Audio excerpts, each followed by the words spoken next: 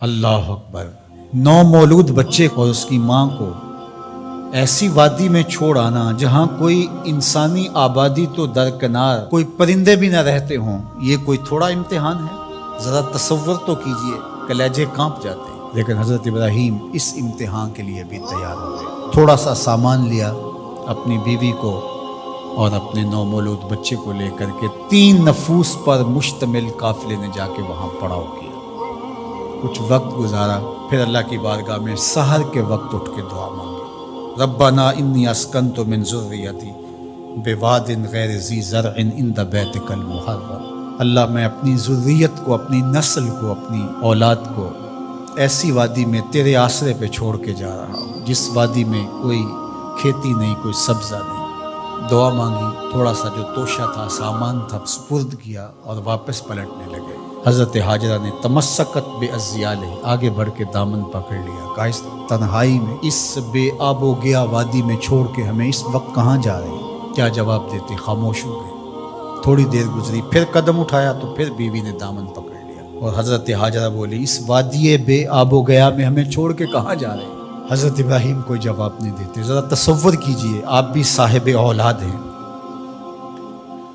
تو تیسری مرتبہ پھر جب قدم اٹھنے لگے تو تمسکت بے ازیالہ، حضرت ہاجرہ نے دامن پکڑا اور پھر یہی سوال دہرایا، اس وادی غیر ذی زرع میں اپنے نومولود بیٹے کو اور اپنی بیوی کو چھوڑ کے کہاں جا رہے ہیں؟ حضرت ابراہیم پھر بھی جواب نہیں دیتے۔ تھوڑی دیر کے بعد حضرت ہاجرہ خود ہی بولتی ہیں، کیا یہ اللہ کا حکم تو نہیں؟ قال نعم، کہا ہاں اسی کا حکم ہے۔ فوراً دامن چھوڑ دیا، کہا خیر سے جائیے، ہمارا رب ہمیں ضائع نہیں ہونے دے گا، اگر اس کا حکم ہے تو ہم اس حکم پر سر تسلیم خم کر دیں۔ اگر یہ امتحان حضرت ابراہیم علیہ السلام کا تھا تو میری مائیں اور بہنیں بھی سن رہی ہیں اور آپ بھی ان جذبات سے آگاہ ہیں۔ ایک ماں کے لیے یہ کتنا بڑا حوصلہ تھا۔ اگر سلام ابراہیم کو تو سلام ہے سیدہ ہاجرہ سلام اللہ علیہا کو۔ کہا خیر سے جائیے، ہمارا رب ہمیں ضائع نہیں ہونے دے گا۔ پھر جہاں دن بھی نہیں کٹتے تھے اس خاتون نے وہاں راتیں بھی کاٹی۔ توشہ ختم ہو گیا، پانی بھی ختم ہو گیا۔ پھر 2 دن کے بعد ماں کی چھاتیوں سے دودھ بھی خشک ہو گیا۔ خود تو بھوک کاٹ رہی ہے لیکن بیٹے کی پیاس اور بھوک دیکھی نہیں جاتی۔ ایک چھوٹے سے پتھر کی اوٹ میں اسماعیل کو لٹایا اور خود پانی کی تلاش میں نکلے۔ ماں کی تڑپتی ہوئی ممتا کی کہانی دیکھو۔ اللہ اکبر۔ کبھی صفا پہ کبھی مروہ پہ 7 چکر کاٹتی ہیں۔ پھر جب 7ویں چکر میں مروہ پہ پہنچی، اطراف میں دیکھا، کہیں کوئی پانی کے آثار ہویدا نہیں ہوئے۔ گزرتے گزرتے بیٹے کو بھی دیکھتی تھی، نشیبی جگہ سے بھاگ کے گزرتی تھی، وہاں لال نظر نہیں آتا تھا۔ مروہ سے دیکھا، دور اوٹ میں پڑا ہوا بچہ تڑپ رہا ہے، لگا زندگی کی آخری سانسیں ہیں۔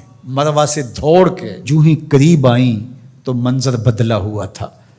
وہ اسماعیل جو پیاس سے تڑپ رہے تھے، پیاس سے جب انہوں نے ایڑیاں رگڑی، خدا نے چشمے جاری کر دی، پانی پھوٹ نکلا، دوڑی اور منڈھیر کر دی اور کہا زم زم، رک جا رک جا۔ کہا کہ اللہ بھلا کرے سیدہ ہاجرہ کا، اگر وہ زم زم کہہ کے پانی کو نہ روکتی وہ پوری روئے زمین پہ پھیل جاتی۔ اللہ اکبر۔ یہ حضرت ہاجرہ کا امتحان تھا اور امتحان میں وہ بھی سرخرو نکلی۔ وہ کہا ہم قیامت تک تیرے قدموں کے نشان کو جلوہ گاہ بنا دیں گے۔ آج عمرہ ہو، حج ہو، وہاں کج کلا بھی دوڑتے دکھائی دیتے ہیں، بادشاہ بھی دوڑتے دکھائی دیتے ہیں۔ ان راہوں پہ پیغمبر بھی دوڑے ہیں، ولی بھی دوڑے ہیں، امام الانبیاء نے بھی سعی کی ہے۔ مالک کوئی دوڑنا بھی عبادت ہے؟